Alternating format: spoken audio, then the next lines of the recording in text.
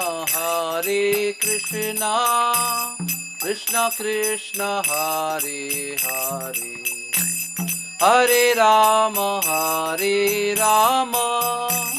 राम राम हरे हरे।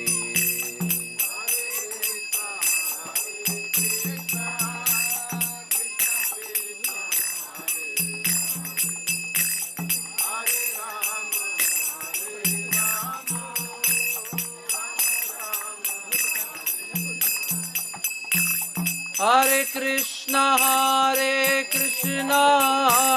कृष्णा कृष्णा हरे हरे हरे राम राम राम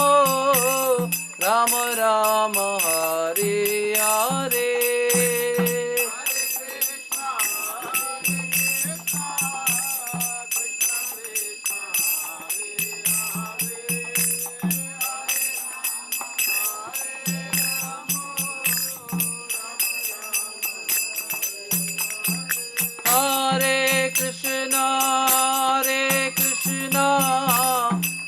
कृष्णा कृष्णा हरे हरे हरे राम राम राम हरे हरे। बोलो बोलो सब लोग बोलो।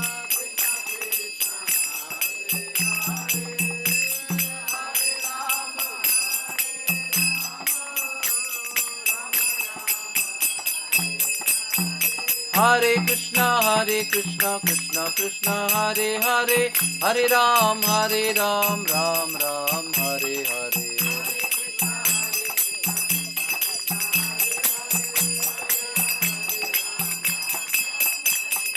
हरे कृष्णा कृष्णा कृष्णा हरे हरे हरे राम राम राम हरे हरे।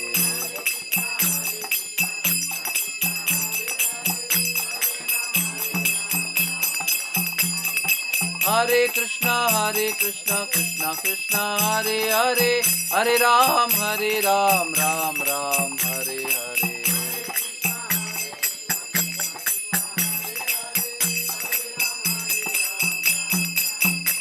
जय प्रभुपदा जय प्रभुपदा जय प्रभुपदा जय प्रभुपदा।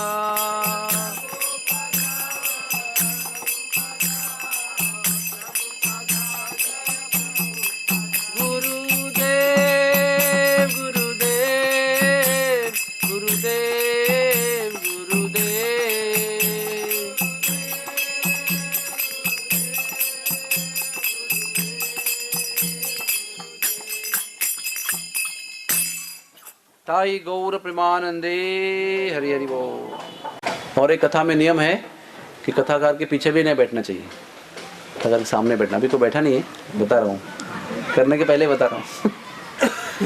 हरे कृष्णा।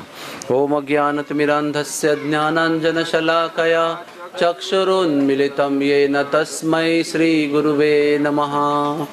श्रीचैतन्य मनोभीष्टं स्थापितं येन भूतले स्वयं रूप कदा मह्यं ददाति स्वपदान्तिकं। जय श्री कृष्ण चैतन्य प्रभु नित्यानंद श्री अद्वैता गदाधर श्रीवासदि गौर भक्त वृंदा।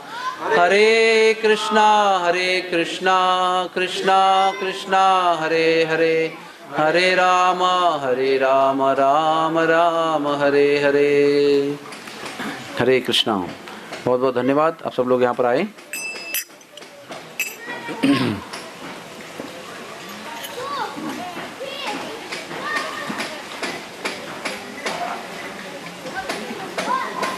हरे कृष्णा। तो मैं जगन्नाथ जी के धाम के बारे में थोड़ा आपको महात्म्य बताएंगे, क्योंकि सुबह से मौका नहीं मिला जगन्नाथ जी के बारे में कथा करने के लिए। ये जगन्नाथ जी की कथा जो है, ये कई कथाएं हैं इसके अंदर, कम से कम 10 से 12 कथाएं हैं। तो वो किसी भी एक सभा में वो पूरी नहीं होगी, इसलिए उसको एक एक करके हर दिन, हर समय, हर सेशन में कोशिश करेंगे। मेरी ये विनती है कि जो महेश कुचलकर के पीछे है एग्जैक्टली, थोड़ा सा आप साइड में आ सकते हैं ताकि आपका मेरा दर्शन हो सके, आपके लिए, आपको मैं देख पाऊँगा। हरे कृष्णा। थोड़ा सा साइड में हो जाइए, ऐसे फिर कम इन फॉरवर्ड ऑल्सो, आगे भी आ सकते हैं।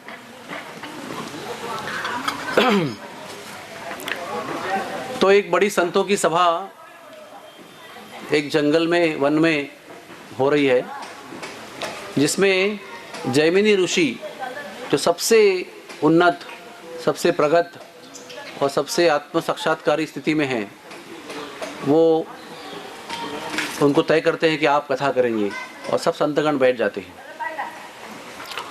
वो बड़ी विशाल सभा थी वो, जिसमें विश्व के सभी संतगण उपस्थित थे।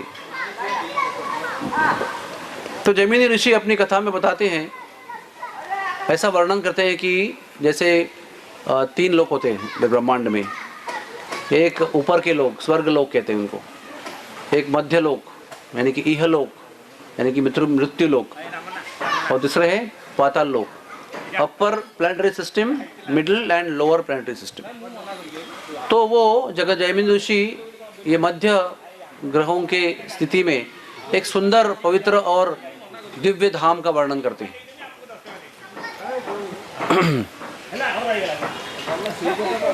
तो आप सब जानते हैं कि भगवान जब सृष्टि का निर्माण करते हैं तो केवल अपनी इच्छा से पूरे ब्रह्मांड को निर्माण करते हैं। केवल अपनी इच्छा से, कोई मेहनत नहीं करते हैं। उनकी इच्छा से पूरा ब्रह्मांड उत्पन्न हो जाता है। फिर वो उस ब्रह्मांड में सागर में लेटे रहते हैं आराम से, योग निद्रा में। ऐसा भी नहीं कि जागरूक हैं, सो रहे हैं अच्छी तरह से। फिर जब आँख खोलते हैं तो इस निर्माण पर अपना दृष्टिपात करते हैं, और उस दृष्टिपात करने से काल का प्रभाव सृष्टि पर होता है। 3 गुण जागृत होते हैं। 3 modes of material nature they get activated, time gets activated, और इस तरह से सृष्टि का निर्माण होता है। उसके पश्चात स्वयं कारणोदकशाही विष्णु पृथ्वी पर जीव सृष्टि को जन्म देते हैं। मतलब बीज रूप में पृथ्वी में सभी जीव को समाविष्ट कर देते हैं। और उसके पश्चात यहाँ तक जो निर्माण है उसको कहते हैं सर्ग। सर्ग यानी प्राइमरी क्रिएशन, प्राथमिक निर्माण, प्राथमिक सृजन कहते हैं उसको। और जो द्वियम यानी कि सेकेंडरी निर्माण है भगवान का, वो कार्य ब्रह्मा जी को देते हैं, उसको कहते हैं विसर्ग। तो ये विसर्ग में ब्रह्मा जी भगवान से 24 तत्वों को लेते हैं।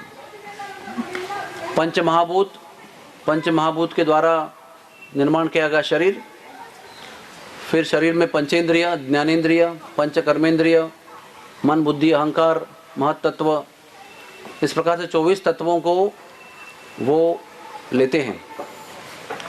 5 इंद्रियों के 5 विषय, 5 कर्मेंद्रिय, 5 ज्ञानेंद्रिय, से 20 हो गए। दोबारा रिपीट करेंगे। पंच महाभूत, पृथ्वी, जल, आप, तेज, वायु, हाँ, और अग्नि। फिर उसके बना हुआ शरीर, उसके अंदर 5 ज्ञानेंद्रिय हैं, उसके 5 विषय है। आँखों के लिए रूप है, कानों के लिए स्वर है, हाँ, है ना, त्वचा के लिए स्पर्श, स्पर्श के लिए स्पर्श है, नाक के लिए गंध है। इस प्रकार से 5 इंद्रियों के 5 विषय है, 5 ज्ञानेंद्रिय के। फिर 5 कर्मेंद्रिय, हाथ, पैर, पेट, जननेंद्रिय और स्वर यंत्र, 20 हो गए। फिर मन, बुद्धि, अहंकार, 23 हो गए। और चौथा है 24वां है महत्तत्व। जिस बादल की छाया में अंधकार है भगवान के निर्माण में, और उस अंधकार में केवल जन्म मृत्यु का कार्य चलता है, बाकी सब जगह पे प्रकाश में जन्म मृत्यु कार्य नहीं करता है। It is called spiritual world.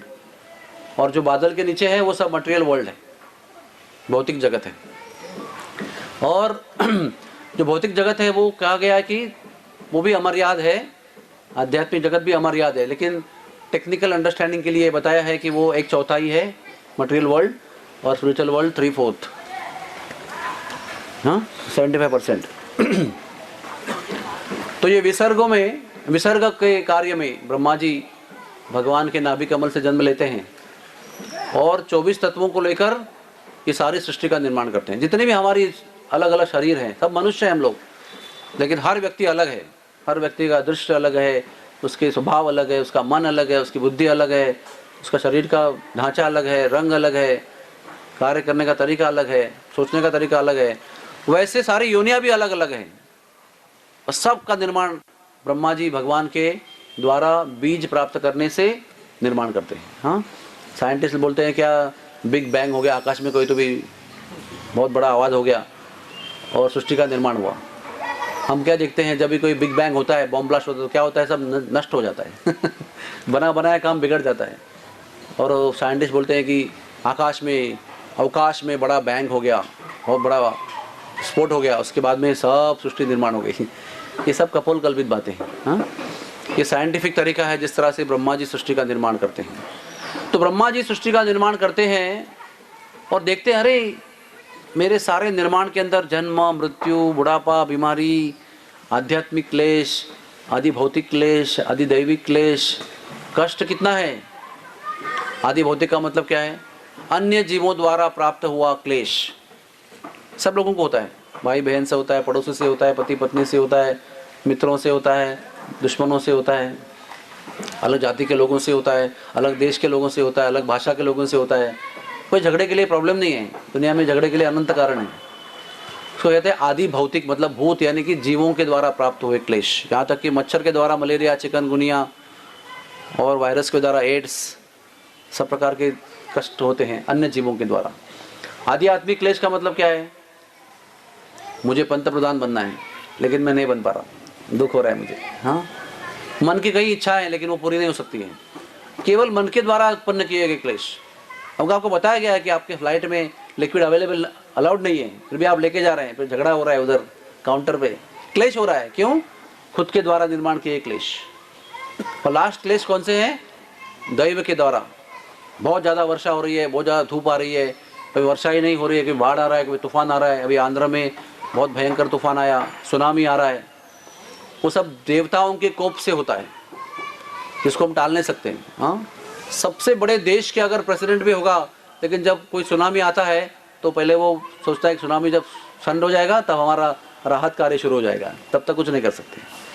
जब कैलिफोर्निया से समुद्र की सीमा छोड़कर समुद्र आगे आता है तो अमेरिका कुछ नहीं कर सकते हैं। जब तक समुद्र शांत नहीं होता है तब तक कोई राहत कार्य नहीं होता है। इस तरह से हम लोग सब लोग विवश हैं, आध्यात्मिक, आदि भौतिक, आदि दैविक क्लेशों से विवश है हम लोग और दुख भोगते रहते हैं। तो ये सब देखकर ब्रह्मा जी सोचते हैं कि अरे बहुत दुख की बात है, क्या करना चाहिए। तो भगवान से मिलते हैं जाके और करुणावश प्रश्न करते हैं कि कैसे होगा, क्या होगा इनका। तो ब्रह्मा जी उधर भगवान से बता रहे हैं कि इस दुनिया में कितना कष्ट है। वो कहते हैं, ये ब्रह्मा जी के शब्द हैं, यहाँ पर भूख है, प्यास है, गर्मी है, सर्दी है, रोग है, बीमारी है, मृत्यु है, चिंता है, एंग्जाइटी, फिर शरीर को भोगने की तमन्ना में कितना लोग दुख भोगते हैं। हाँ, भोगने की लालसा में खाली। फिर द्वेष है, यहाँ पर अहंकार है, क्रोध है। ऐसी कोई जगह है भगवान जिसमें इनका उद्धार हो सकता है? तो भगवान ने बड़े ही मुस्कुराकर, बड़े धीर गंभीरता से, बड़े प्रेम से ब्रह्मा जी को उत्तर दिया कि ऐसी एक जगह है पृथ्वी तल पर, जो जैमिंद्र ऋषि ने वर्णन किया था उसी जगह का वर्णन स्वयं विष्णु कर रहे हैं। और वो कहते हैं कि ये सब वर्णन जो है ये पुराणों में कई जगह पे आता है, जैसे कि ब्रह्म पुराण, अग्नि पुराण, गरुड़ पुराण, नारद पुराण, पद्म पुराण, मत्स्य पुराण, ये सब में थोड़ा बहुत दिया है। लेकिन पद्म पुराण, स्कंद पुराण में, स्कंद यानी कि पार्वती के एक पुत्र का नाम स्कंद है, उसके नाम पर ही पुराण लिखा गया है। तो स्कंद पुराण में श्री पुरुषोत्तम क्षेत्र महात्म्य, इस खंड में, इस अध्याय में विस्तार रूप में इस भूमि का वर्णन किया गया है। ब्रह्म पुराण में कहा गया है कि ये जो लोक है जिसका भी विष्णु जी वर्णन करने जा रहे हैं, ये 10 योजन है, यानी कि 80 स्क्वायर माइल्स है, और ये महानदी के दक्षिण में है और समुद्र के उत्तर दिशा में है। विशेष करके इसका वर्णन आता है कि ये समुद्र के किनारे हैं और इसके बीच में नील पर्वत है, बहुत सुंदर नीले रंग का पर्वत है, और उसमें बहुत ही नीलमणि जैसे रंग वाले भगवान नील माधव के रूप में निवास करते हैं, ऐसे वर्णन करते हैं। तो भगवान स्वयं इस धाम का गौरव करते हैं। वो कहते हैं कि जब प्रलय होता है, प्रलय कई प्रकार के होते हैं और कई तरह से होते हैं। जब ब्रह्मा जी का एक दिन पूरा होता है तो भी एक प्रलय होता है, उसको कहते हैं मिनी प्रलय। और जब ब्रह्मा जी का जीवन समाप्त होता है तो एक महाप्रलय होता है, पूरा ब्रह्मांड ही नष्ट हो जाता है। लेकिन आपको शायद ब्रह्मा जी का जीवन काल पता नहीं होगा, आप अगर बहुत इंटरेस्टिंग तो आप लिख सकते हैं उनका जीवन काल कितना है। हाँ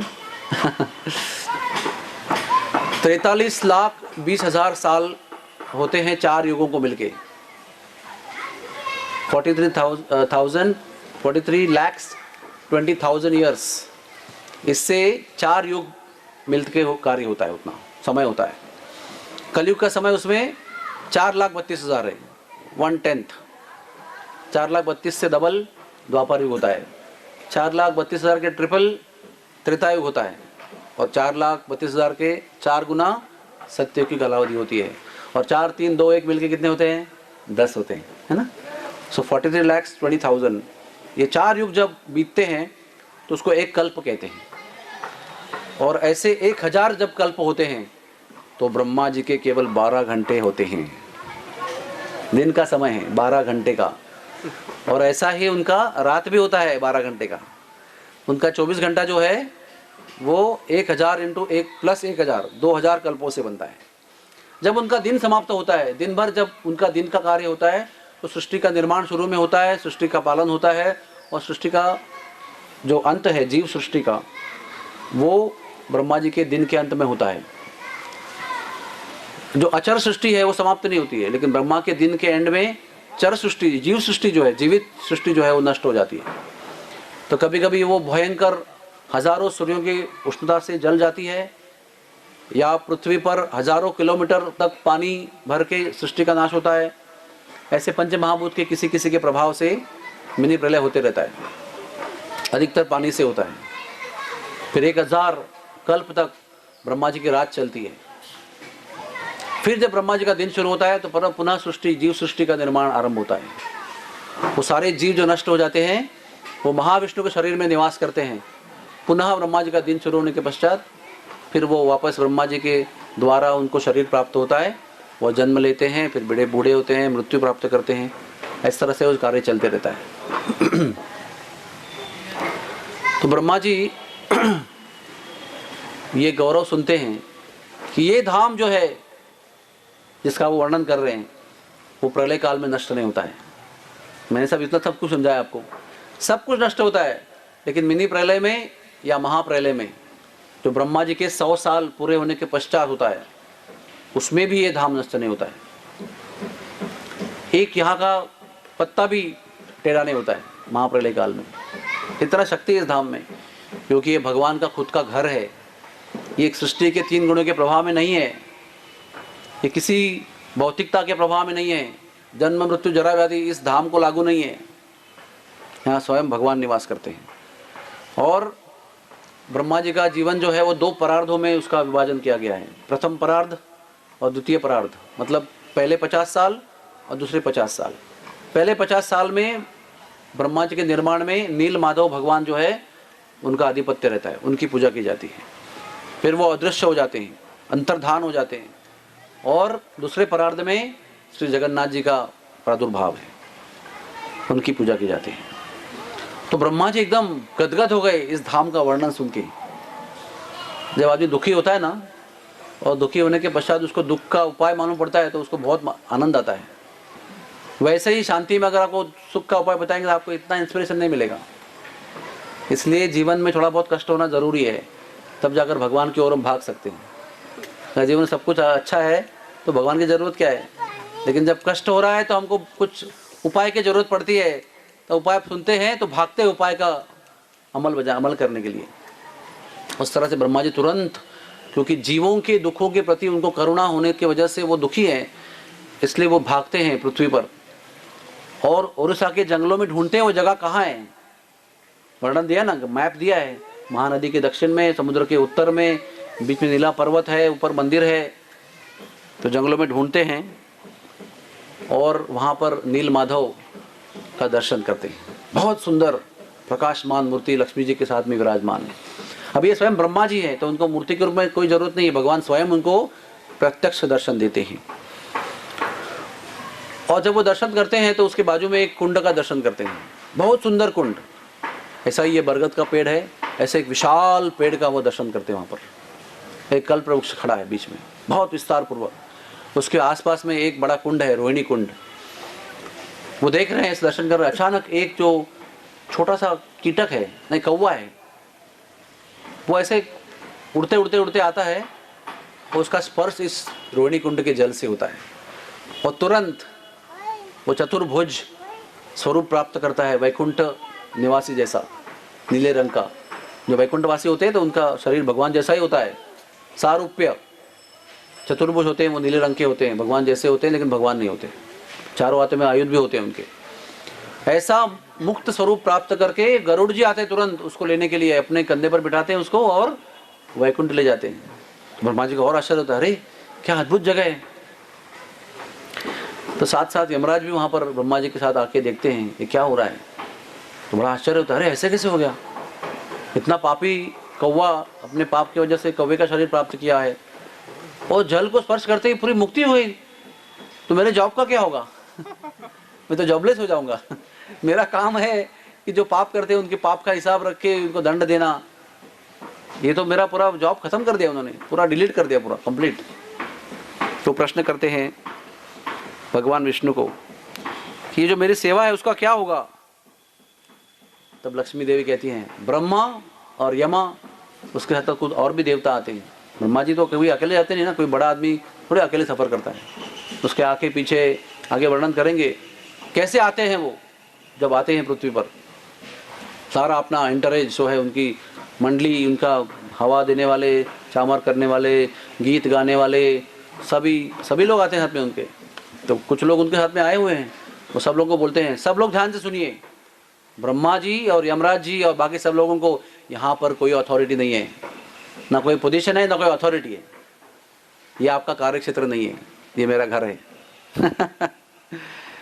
इसलिए कभी कभी जब हम ऑफिस में होते हैं मैनेजर, तो घर पे भी मैनेजर बनने का प्रयास करते हैं। तो पत्नी बताती है ये ऑफिस नहीं है यहाँ पर आपका नियंत्रण नहीं है, यहाँ पर मैं कंट्रोलर हूँ।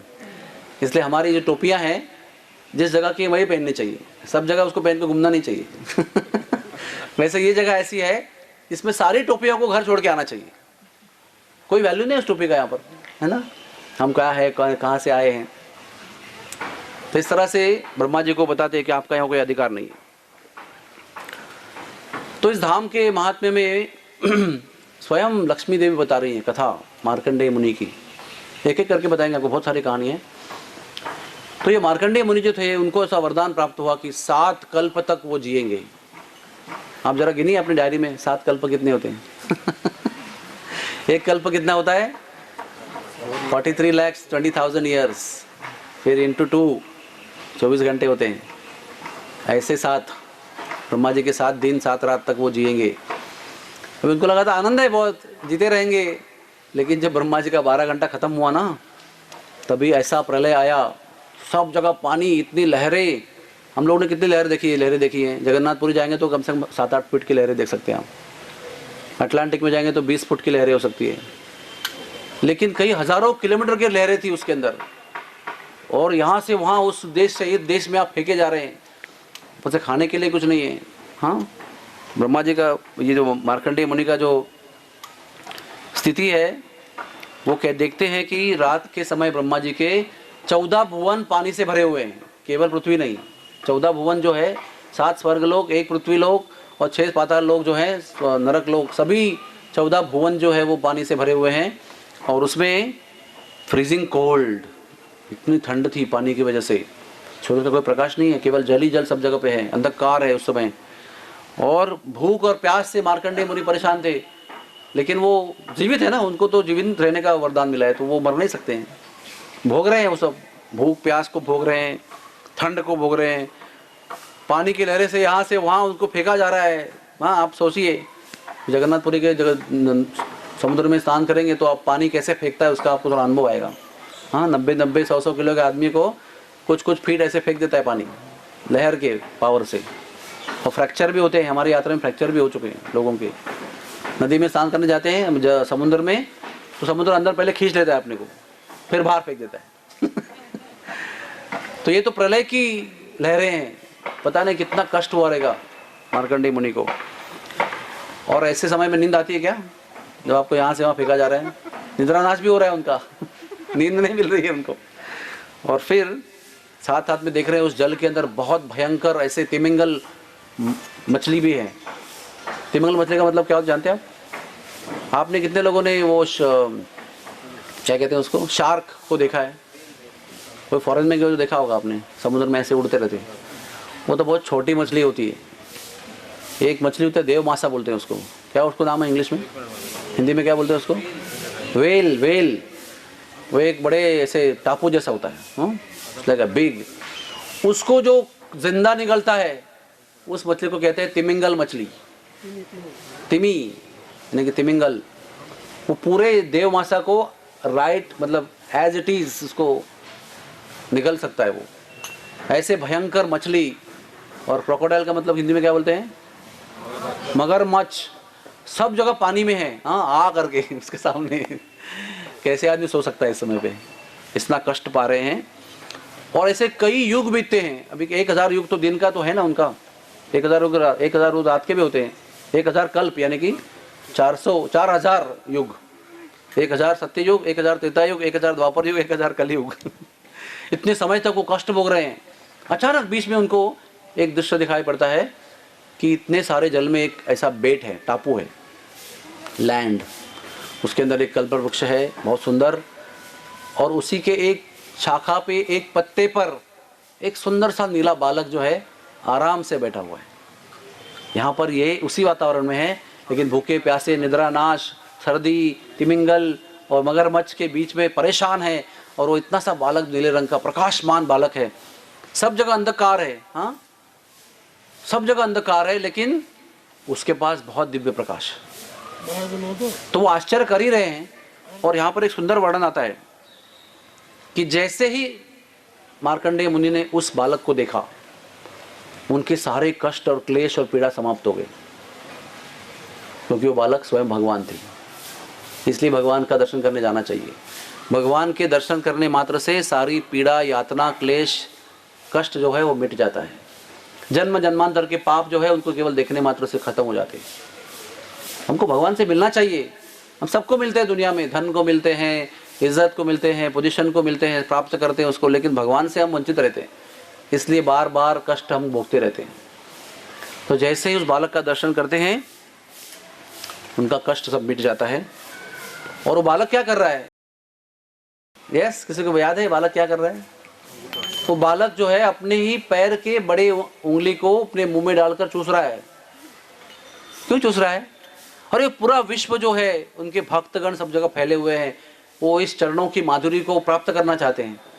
वो खुद भी उसके लिए इंटरेस्टिंग है, क्या है मेरे पैरों में, क्या है ऐसा, वो खुद उसको सक कर रहे हैं, हाँ, मुंह में डालकर। तो ये सब सोचकर वो आश्चर्य कर ही रहे हैं। उतने में बालक उनको क्या कहते हैं, उसको सक कर लेता है। क्या कहते हैं उसको हिंदी में, आई डोंट नो, खींच लेता है उनको, और उनके नाक के मुंह के माध्यम से पूरे वो शरीर के अंदर चला जाता है। और पेट के अंदर देखता है, बालक के पेट के अंदर पूरे अनंत ब्रह्मांड है। एक ब्रह्मा नहीं, उसके अंदर अनंत ब्रह्मा जी हैं। उसके अंदर एक एक ब्रह्मांड के इंचार्ज हैं। किसी के 4 मुख हैं, किसी के 50 मुख है, किसी के 10,000 मुख है, किसी के 10 लाख मुख है, किसी के 10 करोड़ मुख है। ऐसे अनंत मुख वाले अनंत ब्रह्मा जी, अनंत ब्रह्मांड जो है एक बालक के पेट में समाये हुए हैं। और सब देख के आश्चर्य कर रहे हैं। उतने में उसको बाहर फेंका जाता है। आश्चर्य कोई सीमा ही नहीं है। आश्चर्य आश्चर्य, देखने में आश्चर्य हो रहा है, अंदर जा रहे हैं, सब आश्चर्य कर रहे हैं, फिर बाहर फेंका जा रहा है। तो फिर मार्कंडेय मुनि का सब क्लेश समाप्त होता है, और वो समझ जाते हैं कि यही परम भगवान है। और उस बालक का प्रार्थना करते हैं वो कि आपके चरणों की भक्ति प्राप्त हो। अभी उनको और कोई इच्छा नहीं, लंबे आयु की और कोई इच्छा नहीं उनको। कहते हैं कि इतने वो उसके ध्यान से, उसके दर्शन से मग्न हो जाते हैं कि उनके मन से, उनके हृदय पटल से उनका चित्रपट, छवि हिलती नहीं है। हमारा ऐसा होना चाहिए धाम में आने के बाद, हाँ, हृदय में अंदर भगवान की छवि ऐसी बैठनी चाहिए कि हमारा कहीं भी देखेंगे तो हमको भगवान ही नजर आना चाहिए। अगर वो हृदय में होंगे तो बाहर नजर आएंगे, हृदय में नहीं होंगे तो फोटो निकालने से फायदा नहीं है। हृदय में उतारने का प्रयास करना चाहिए। दर्शन करना ऐसे चाहिए कि हृदय के पटल में उनकी जो छवि है पूरी उतर आनी चाहिए। तब जाकर उसको हम याद कर सकते हैं हृदय पटल में। क्योंकि आपकी सारी फिल्म, सारे सॉफ्टवेयर खत्म हो सकता है, लेकिन हृदय में उतारी छवि यह है किसी भी तकलीफ से खत्म नहीं हो सकती है। इसलिए सबसे पहले उनको हृदय में उतारो। देखो, आंख बंद करो, याद आ रहा है कि नहीं आ रहा है? नहीं आ रहा है तो फिर खोलो, फिर देखो। अरे अभी फिर याद नहीं आ रहा है, तो नाक में क्या पहना था, नहीं याद आ रहा है, फिर देखो, फिर आंख बंद करो, फिर याद करो। दर्शन करने का तरीका है कैसे छवि को मन में उतारना है अपने। जो आप देखेंगे उसी को उतारेंगे। तो उनको देखकर अहेतुकी अप्रतिहता भक्ति को प्राप्त करने की प्रार्थना करते हैं। अहेतुकी मतलब क्या है? कोई हेतु नहीं उसके अंदर कि मैं भक्ति करूंगा तो आप मुझे पैसा देंगे, अच्छी पत्नी देंगे, स्वर्गवास देंगे, अच्छा शरीर देंगे। हाँ, स्वर्ग में ऐसा कहा गया है कि शरीर में मल मूत्र नहीं है, स्वर्ग में टॉयलेट भी नहीं है, गंदी नाली भी नहीं है। अभी मैं उस दिन आज सुबह जब कर रहा था कि पृथ्वी पर आप कहीं भी मंदिर बनाएंगे तो मंदिर के साथ टॉयलेट बनाना पड़ता है, क्योंकि मंदिर में कौन रहते हैं? शरीर में बद्ध हुए लोग रहते हैं ना, वहाँ पर भक्ति करते हैं, तो उनके शरीर से मल निकलता है, मल मूत्र निकलता है, तो एक जगह होनी चाहिए ना उसको। मंदिर के बाजू में जगह होती है फिर ऐसी। लेकिन स्वर्गलोक में ऐसा कुछ नहीं है। No toilets, no drainage, no sewage, no पसीना, हाँ, वो बलगम ऐसा भी कुछ नहीं है। No blood, mucus, stool, urine, कुछ नहीं है वहाँ पर। साथ साथ शरीर से खुशबू निकलती है। जब इसका वर्णन सुनते हैं तो सोचते कि हमको वहाँ जाना चाहिए। वहाँ के फूल भी मुरझाते नहीं है, वहाँ हमको वहाँ जाना चाहिए। एक एक कोस तक हर एक आम व्यक्ति की शरीर से वहाँ खुशबू निकलती है। यहाँ पर 2 घंटा प्रवचन किया गर्मी के अंदर तो क्या होता है सबको पता है, बोलने की जरूरत नहीं है। तो यहाँ की सुंदरता की सीमा यहाँ तक ही है, दैट्स ऑल। कुछ घंटे तक ही है। कोई भी साबुन यूज़ करो, नो यूज़। तो भगवान कृष्ण कहते हैं कि वो जो क्षेत्र है उसका नाम पुरुषोत्तम क्षेत्र है। अब इसके कई नाम हैं जिसमें हम यहाँ बैठे हुए हैं। अलग अलग कारण की वजह से अलग अलग नाम हैं। एक नाम है श्री क्षेत्र, क्योंकि लक्ष्मी जी यहाँ पर, राधा रानी स्वयं लक्ष्मी जी का रूप धारण करके यहाँ पर इस जगह का नियंत्रण करती है भगवान के लिए, इसलिए एक नाम भी है श्री क्षेत्र। दूसरा नाम है पुरुषोत्तम क्षेत्र, क्योंकि स्वयं पुरुषों में उत्तम पुरुष, सही पुरुष, हाँ, लिमिटेड नहीं है, अमर्याद पुरुषोत्तम है वो यहाँ पर निवास करते हैं, इसलिए उनका नाम है श्री पुरुषोत्तम क्षेत्र। फिर और एक नाम है शंख क्षेत्र, क्योंकि ये क्षेत्र का जो आकार है वो शंख जैसा है, इसलिए उसको शंख क्षेत्र कहते हैं। फिर जगन्नाथपुरी भी कहते हैं, क्योंकि यहाँ पर जगन्नाथ स्वयं अपने अद्भुत रूप में निवास करते हैं। हाँ, नीलाचल धाम भी कहते हैं, क्योंकि यहाँ पर नीला अचल का मतलब क्या? पर्वत। नीलगिरी, नीलाद्री, नील पर्वत, नीलाचल, इसके बीच में नीले रंग का पर्वत है, इसलिए उसको नीलाचल धाम भी कहते हैं, जहाँ पर नील माधव निवास करते थे 50 साल ब्रह्मा जी के आयु के। दशावतार क्षेत्र भी कहते हैं, बहुत सुंदर वर्णन है इसके अंदर। क्यों कहते हैं? क्योंकि ऐसे कहा गया है कि भगवान के जो विष्णु के 10 अवतार हैं वो स्वयं जगन्नाथ जी के शरीर से उत्पन्न होते हैं जगन्नाथपुरी में, और यहाँ से उत्पन्न होने के पश्चात जहाँ उनका कार्य है वहाँ पर चले जाते हैं। समझ में आपको आया? हम कथा में पढ़ते हैं कि वो कश्यप मुनि के और अदिति के पुत्र गर्भ में वामन देव अवतरित हुए, लेकिन मूल रूप में अवतरित होते हैं यहाँ पर, और यहाँ से वो जाते हैं जहाँ लीला करनी है वहाँ पर। इसलिए दशावतार का मूल स्थान जो है वो जगन्नाथपुरी है, इसलिए उनको दशावतार क्षेत्र भी कहा गया है। इस तरह से एक लास्ट नाम है इसका, विप्रलंब क्षेत्र, क्योंकि यहाँ के भगवान जो है बड़े अद्भुत है। वो द्वारका के राजा हैं, ऐश्वर्य में रहते हैं, 56 भोग खाते हैं रोज, लेकिन है उनको द्वारका में हमेशा भगवान को वृंदावन की याद आती है। यशोदा मैया, नंद महाराज, राधा रानी, ललिता, विशाखा, सखियाँ, ग्वाल बाल, मित्र, सुदामा, सुबल, मधुमंगल, हाँ, कितने बढ़िया बढ़िया मित्र हैं उनके, वो सब की उनको याद आती है। माँ के द्वारा खाया माखन की याद आती है, राधा रानी के द्वारा किए हुए प्रेम की याद आती है। तो द्वारका में रहते हुए उनको विप्रलंब मतलब विरह हो रहा है, विरह का अनुभव कर रहा है, और रह रहे जगन्नाथपुरी यहाँ पर। द्वारका के राजा वृंदावन की याद में जगन्नाथपुरी में रह रहे हैं, इसलिए इस क्षेत्र को विप्रलंब क्षेत्र भी कहा गया है। विप्रलंब का अर्थ यह है विरह, सेपरेशन। तो इस प्रकार से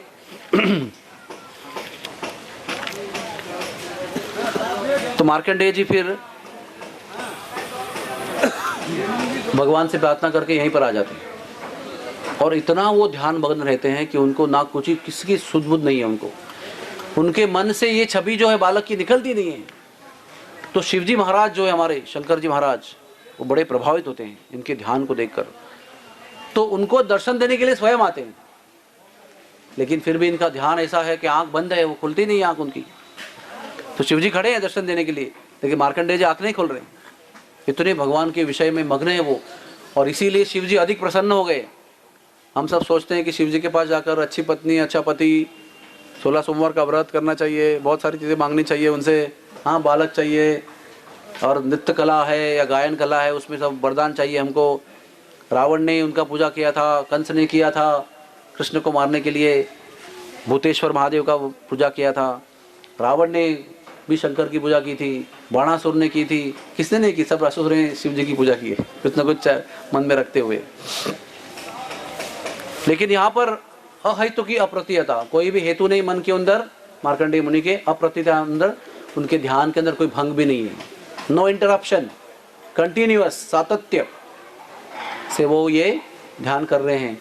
और ये भगवान के भक्त होने के नाते शिव जी को बड़ा पसंद आता है, क्योंकि वो स्वयं भगवान के भक्त हैं। Don't get distracted, keep looking here this side. Hare Krishna.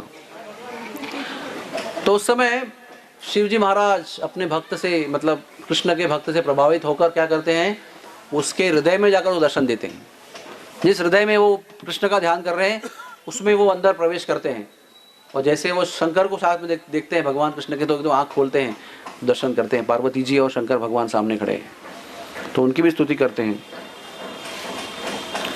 और शंकर जी का क्या स्वरूप था उसका वर्णन दिया है, किस रूप में दर्शन दिया उन्होंने। 3 आंखें उनकी, हाँ 10 हाथ हैं, और सभी प्रकार के शस्त्र उनके हाथ में हैं।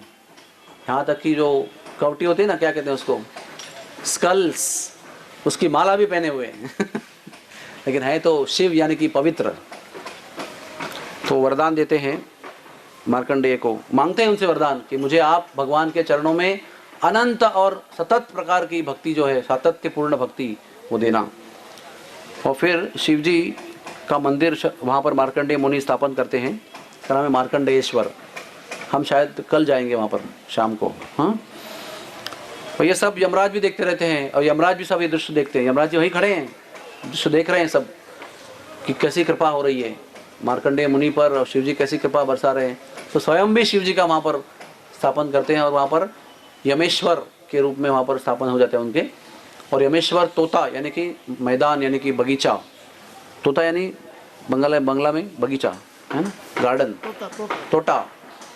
तो यमेश्वर को भी वो एक बगीचे में स्थापन करते हैं। तो एक ही जगह पर वहाँ पर यमेश्वर महादेव भी है, मार्कंडेयेश्वर महादेव भी है, और तोता गोपीनाथ भी हैं, इसकी कथा आपको कल बताएंगे। हाँ, लोकनाथ जी भी हैं, वो पंच पांडव है या तो इस प्रकार से लक्ष्मी जी जो है वो अपना वर्णन आरंभ आगे कर चालू रखती है।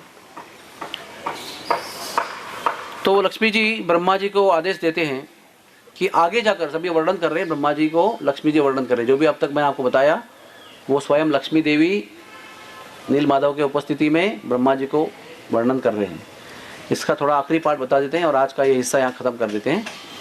वो ये है कि वो बताते हैं कि आगे जाकर 50 साल तक आपने नील माधव की आप सेवा करेंगे आपके जीवन काल में, और आगे जाकर जब 51 परार्ध खत्म हो जाएगा तब नील माधव अदृश्य हो जाएंगे, और श्री जगन्नाथ भगवान दारू ब्रह्म के रूप में, यानी कि लकड़ी, दारू मतलब लकड़ी, दिव्य दारू यानी दिव्य लकड़ी के रूप में प्रकट हो जाएंगे। और वो उस समय मेरे प्रिय भक्त जो हैं राजा इंद्रदुम्न, शुद्ध भक्त है मेरे, वो प्रकट हो जाएंगे, और उनको आपको सहायता करनी है, मुझे मतलब भगवान नील माधव को दारू ब्रह्म के रूप में स्थापन करने के लिए। Please help him to establish the new form, मेरा जो नया स्वरूप है उसको स्थापन करने में आपकी सहायता लगेगी, तो आप उनको सहायता करना। तो इस प्रकार से ये जगन्नाथ जी के महात्म्य की जो पहली कथा है वो समाप्त होती है। कुछ और महात्म्य आपको बताएंगे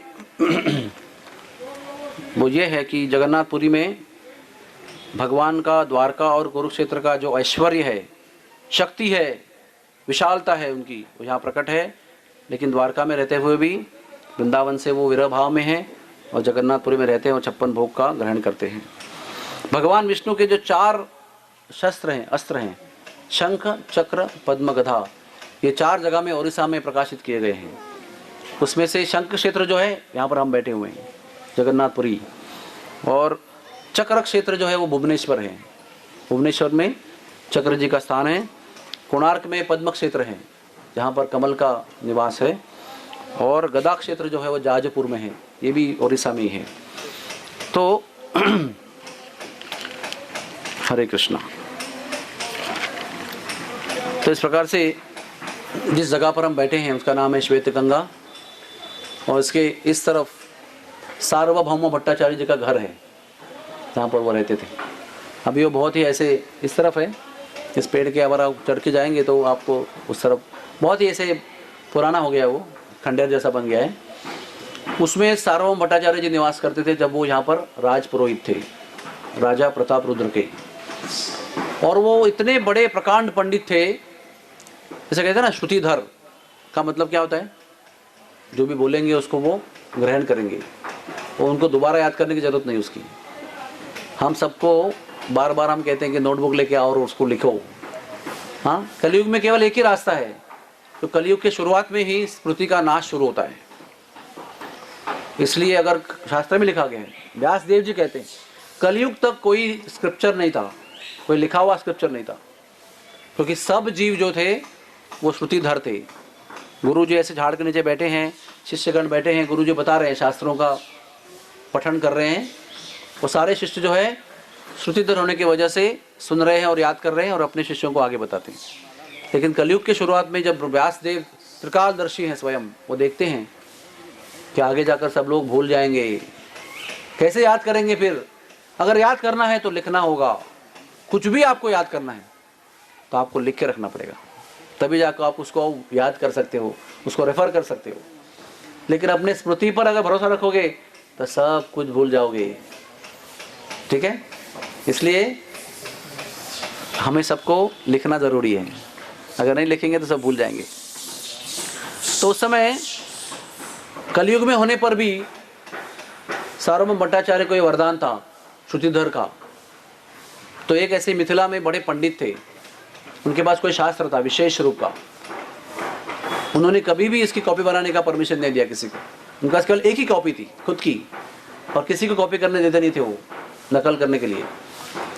और जो पढ़ना है जिसको, उनको उनके पास आना है और उनके सीखना है और फिर चले जाना है, कोई नोट्स बनाना नहीं है उसका। लेकिन सार्वभौम भट्टाचार्य इतने बड़े बुद्धिमान और स्मृति उनकी इतनी तेज थी कि वो सारा शास्त्र जो है वो याद कर लेते हैं वहाँ से पढ़ के, और फिर अपने हाथ से आकर अपने घर में आकर उसको लिखते हैं। और फिर नवद्वीप मायापुर में विद्यानगरी नाम का एक बड़ा जगह है, वहाँ पर जैसे अपना नालंदा है या बनारस विद्यापीठ है, वैसे वो अपना विद्यापीठ खोलते हैं। उस ज़माने में जो विद्यानगरी थी वो पूरे भारतवर्ष में सबसे प्रसिद्ध विद्यापीठ था वो, और उसके अधिष्ठाता थे डीन सार्वभौम भट्टाचार्य। इतने बड़े प्रकांड पंडित थे वो। लेकिन एक ही बात थी, सभी शास्त्रों का ज्ञान था उनको, लेकिन वो फिर भी भगवान को व्यक्ति नहीं मानते थे, ये वजह मायावादी। सब कुछ होने पर भी भगवान को वो निराकार मानते थे। तर्कशास्त्री थे बड़े, उनको कोई डिफीट नहीं कर सकता था शास्त्र के चर्चा में। तो वो यहाँ पर राजा प्रताप रुद्र के राजपुरोहित के रूप में सेवा दे रहे हैं। उनका जगन्नाथ जी के मंदिर में बड़ा अधिकार था, बड़ी पावर थी उनके, बड़ा पोजीशन था उनका। तो जब श्री चैतन्य महाप्रभु संन्यास लेकर 24वें साल में मायापुर से जब जगन्नाथपुरी में आते हैं, पहली बार 18 नाला क्रॉस करते हुए, वहाँ पर एक बड़ा नाला है जिसमें 18 रास्ते हैं निकलने के लिए, वहाँ पर से सबसे पहले दर्शन होता है जगन्नाथपुरी के मंदिर के शिखर का। वहाँ पर दर्शन करते हैं, दंडवत करते हैं, वहाँ से भाग के आते हैं। कैन यू इमेजिन, कम से कम 4 से 5 किलोमीटर यहाँ से वो आज के स्थिति में, वहाँ से हवा की गति से भाग के आते हैं और मंदिर में प्रवेश करते हैं जगन्नाथ जी के। और प्रवेश करते ही क्या होता है, गरुड़ स्तंभ के सामने आते ही वो ऐसे बेहोश हो जाते हैं। जगन्नाथ जी को पकड़ने के लिए ऐसे आगे दौड़ते हैं, लेकिन बेहोश होकर गिर जाते हैं अत्यानंद के भाव में। अष्टविकार के जो लक्षण हैं अति आनंद के, उनके शरीर में प्रकट हो जाते हैं। उसका आखिरी पॉइंट है अनकॉन्शियस, बेहोश हो जाना। उसके पहले के चिन्ह है रोमांच खड़े होना शरीर के, आंखों से अश्रु बहना, हाँ ऐसे स्वेद निकलना शरीर से। 8 प्रकार के लक्षण हैं। वो सारे लक्षण प्रकट होने के पश्चात आखिरी लक्षण जो है वो प्रकट होता है और भगवान जो है बेहोश हो जाते हैं। लेकिन पुलिस को लगता है कि ये पागल आदमी है, जब तक आपको ज्ञान नहीं है कि भगवान कौन है तो हम उनको पहचानेंगे नहीं। हाँ, अगर ग्रीस देश का अध्यक्ष प्रेसिडेंट अगर आपके असेंबली में बैठा है तो आप उसको पहचानेंगे नहीं, तो आप जानते नहीं उसके बारे में। जानकारी होना बहुत ज़रूरी है, तब तक हम किसी को पहचानते नहीं है। ज्ञान होना बहुत ज़रूरी है किस चीज़ को समझने के लिए। तो उस प्रकार से चैतन्य महाप्रभु स्वयं भगवान है, ये उस पहरेदार को पता नहीं था। तो उनको लगता कि अरे पागल आदमी भगवान की ओर भाग रहे, तो उसको पकड़ते हैं। जब वो गिर जाते हैं तो डंडे से उनको मारने का प्रयास करते हैं। तो सार्वभौम भट्टाचार्य जो है ऐसे सुनहरे रंग के तेजस्वी व्यक्ति को गिरते हुए देखकर उनको रोकते हैं कि अरे मत मारो मत मारो, मैं देखता हूँ क्या है। और देखते हैं तो सांस भी नहीं चल रही है, ना फेफड़े चल रहे हैं, ना नब्ज चल रही है, कुछ नहीं चल रहा है। पसीने से गीले हो गए हैं, आंसुओं से और पसीने से। तो फिर वे एक रुई लाते हैं, उनकी नाक के सामने रखते हैं, तो थोड़ी सी रुई हिलती है, थोड़ी सी। तो समझ जाते हैं, क्योंकि ज्ञानी पुरुष है ना, वो समझते हैं कि ये अति आनंद की स्थिति है, अष्ट विकार के लक्षण है ये। तो उसको आदेश करते हैं कोई छुएगा नहीं इनको, इनको आप आराम से उठाइए। और अभी बहुत भीड़ जमा हो गई इनको देखने के लिए, क्या हुआ है क्या हुआ। सबको हटाकर वो एक विशेष वहाँ पर भुयार था उस समय, क्या कहते हैं उसको हिंदी में, टनल, जमीन के अंदर रास्ता था। वो इतने बड़े व्यक्ति थे कि जगन्नाथ मंदिर से उनके घर तक घर में खुलने वाला एक भुयार था, स्पेशल रोड अंडरग्राउंड, एक ही व्यक्ति के लिए। जैसे वो उधर था ना गोद्रुम द्वीप में, एक ही व्यक्ति के लिए कलकत्ता से मायापुर गोद्रुम द्वीप तक railway station, railway track, only for one person. उस तरह से सार्वभौम जी की यहाँ पर पोजीशन थी। तो वो गुप्त मार्ग से, अपने प्राइवेट मार्ग से कुछ लोगों को लेकर उठाकर उनको अपने घर ले जाते हैं, उनकी देखभाल करने के लिए कि क्या है ये। और कुछ देर बाद में सब भक्त लोग जो उनके साथ में थे ना, सब साथ में आ रहे थे वो बंगाल से, लेकिन ये हवा के गति से भाग जाते हैं, तो वो उनकी गति को वो मैच नहीं कर पाते हैं, वो पीछे रह जाते हैं। बाद में आते देखते हैं कि अरे कहाँ गए। तो सब लोग बोलते हैं कि कोई व्यक्ति था, गोल्डन रंग के थे, बहुत लंबे चौड़े, बहुत भाव में आकर गिर गए, बेहोश हो गए, कहाँ गए। उनको यहाँ पर लेकर, यहाँ से उठा के सार्वभौम जी अपने घर पे लेके गए। तो भक्त लोग परेशान हैं कि हमारे भगवान कहाँ गए, और ढूंढे ढूंढे सार्वभौम जी का नाम पूछते पूछते यहाँ तक आ गए। जैसे आप लोग आए ना श्वेत गंगा पूछते, रिश्ता वाले के बोलते बोलते आ गए ना यहाँ पर ढूंढ ढूंढ के, वैसे भक्त लोग ढूंढते ढूंढते यहाँ पर आ जाते हैं और इंक्वायरी करते हैं कि क्या ऐसे व्यक्ति यहाँ पर है। तो बाहर से खबर मिलती कि हाँ ऐसे है। तो सार्वभौम जी पूछते कौन है, तो बोलते कि हम उनके साथ में आ रहे थे बंगाल से, ये चैतन्य महाप्रभु हैं, संन्यास लिए हुए हैं, वो मायापुर से अभी जगन्नाथपुरी में आए हैं। तो उनको प्रवेश देते हैं। फिर भक्तों को मालूम है कि जब भी भगवान का अति आनंद का प्रकट्य होता है तो कैसे उनको संभालना है, क्या करते हैं। हमने कहा था ना आपको सुबह, जब भगवान गंभीरा से सभी दरवाजों को तोड़कर सिंह द्वार के समय बेहोश होकर पड़े थे, उनके एक एक जोड़ों के अंदर 6-6 फीट 6-6 इंच का अंतर था, 9 फीट के हो गए थे वो। तो उनको कैसे लाया होश में उन्होंने, यस, बंदरों को देख के लाया गया नहीं ना, उनको उनको कीर्तन करके उन्होंने होश में लाया। सब भक्तों ने तुरंत कीर्तन करना आरंभ किया, हरे कृष्णा कृष्णा कृष्णा हरे हरे, हरे राम राम राम हरे हरे, हरे कृष्णा कृष्णा कृष्णा हरे हरे, हरे राम राम राम हरे हरे, हरे कृष्णा कृष्णा कृष्णा हरे हरे, हरे राम राम राम हरे हरे।